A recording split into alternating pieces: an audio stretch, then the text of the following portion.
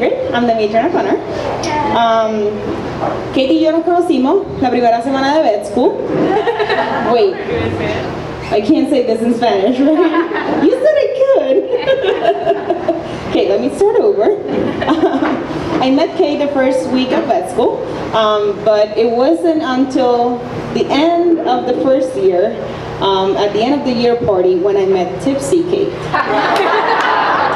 And any of you who have met Tipsy Kate know that she's really fun. So I was like, oh my god, I need to be this girl's friend. Like, she's really cool.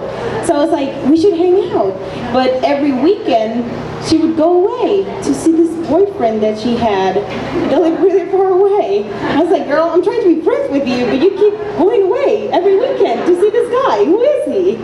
So he finally moved to Blacksburg, and he became good friends with my husband, and long story short, now we moved 20 minutes away from them, which is not weird. A little bit weird. But I think, you know, that it's not just because they're cool, because I mean they are, but at this point I think they have become more like family to us. The closest family we have here, they live like 8 hours away, and they have welcomed us into their families in such a way. They invite us to every family event, every holiday, and you know, they make us miss our little island a little bit less. And at this point, I think it's very difficult for us to think of a future without Kate and Andy in it. Kate, you have been the best friend, the most amazing life wife, vet, and you are the coolest Harry Potter friend I have ever met. So that makes me love you even more. And it has been such an honor to be your matron of honor and your little house elf this past year. But I guess, like Dobby said, now I'm free! So, Andy, you're the luckiest guy in the world today, and I think you know that. I wish you guys the best, and I can't wait to see what the future holds in this next chapter. I love you both, so you guys, please raise your glass to Kate and Andy. Love you.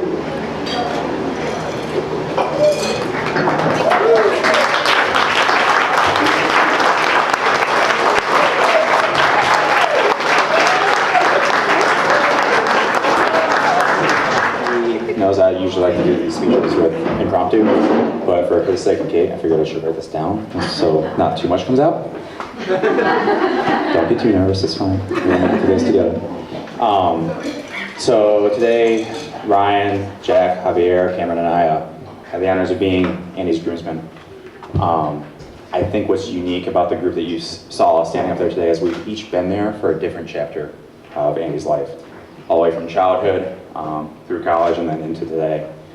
And each of us has had an opportunity to see the different experiences that Andy has been through. Lots of them. I think my first memory of Andy was when I was that nerdy new kid in middle school with a unique yellow fleece, which some of you may know. But Andy was kind of like Forrest Gump on the bus. He was the guy who befriended me. And from that moment forward, it's harder for me to think of a time when Ryan, Andy, and I weren't together than when we were. From late night video game sessions to Chipotle runs where we ate way too much, to trekking through some Maryland winter slush to get to each other's houses just to spend a few hours playing more video games.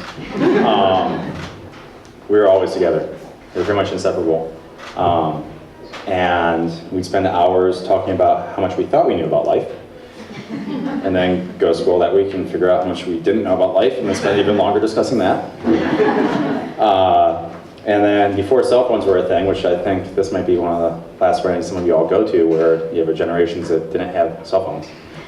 But at those times, I think I was the White House's personal alarm clock on weekends, because I keep calling the house phone until his parents finally were like, dang it, Andy, get up so Danny stops calling.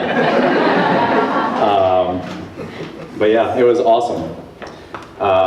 He's always been the first one to call me out on my BS, but he's also the first one to call me when things are bad.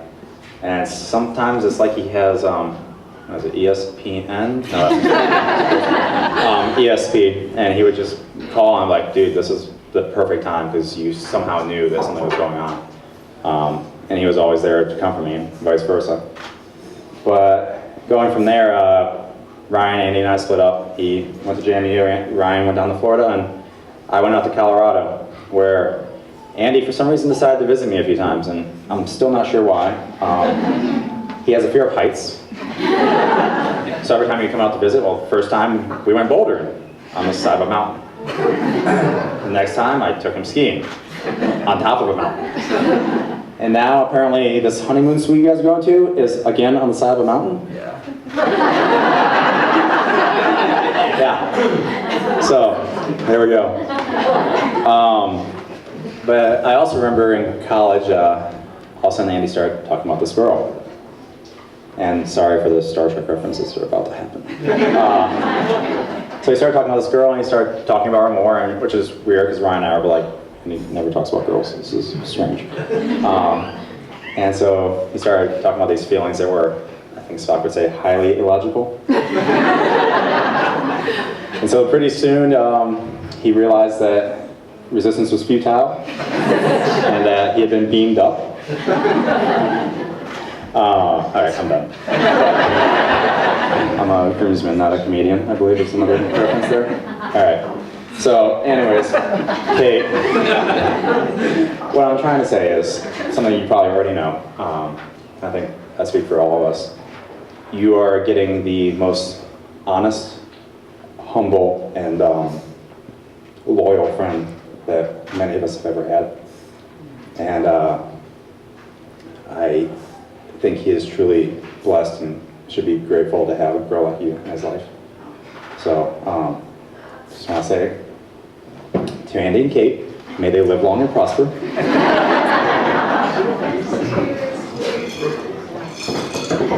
I'll do this in I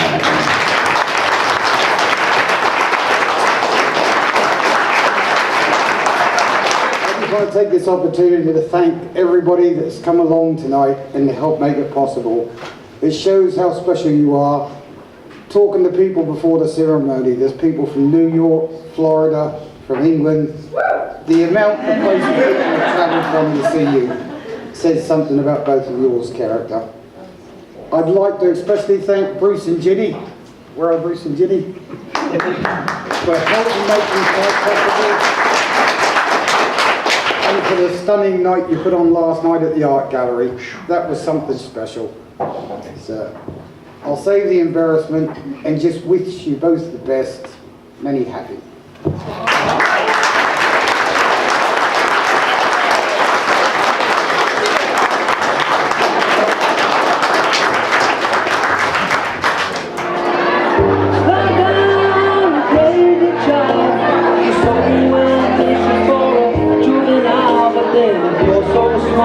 Tell me why are you still so afraid?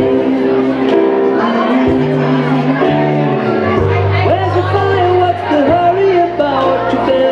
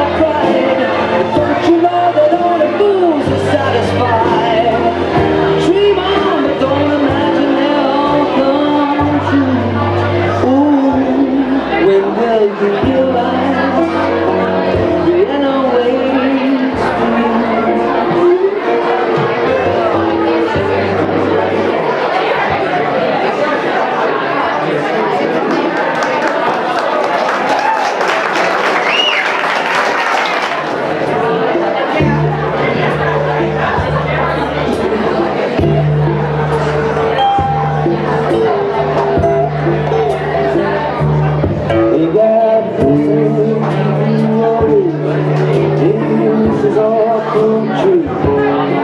May you always be forever, and let our hands do fight.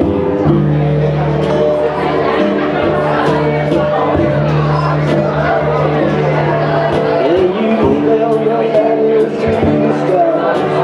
Climb on over the roads, and you stay.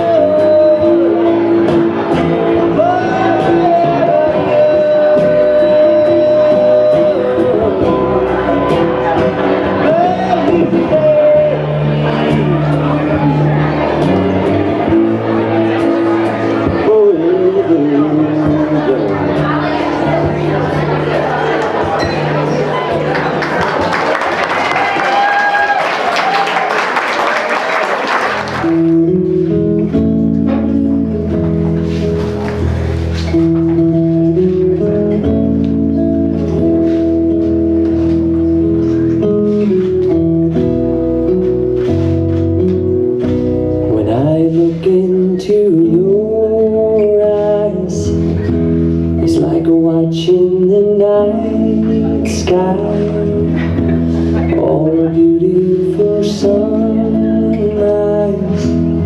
Well, there's so much they hold, and just like them old stars, I see that you've come so far to be right where you are. How old is your soul?